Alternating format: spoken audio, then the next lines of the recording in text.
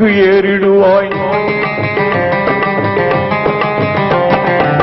நிச்சயம் மரணம் வரும், நீ ஒரு நாள் இறந்திடுவாய்.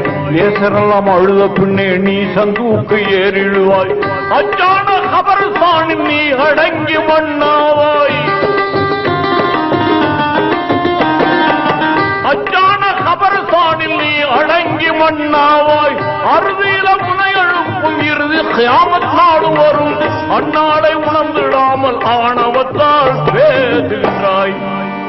மௌத்தையே நீ மறந்து எங்கு வாழலாகுமா?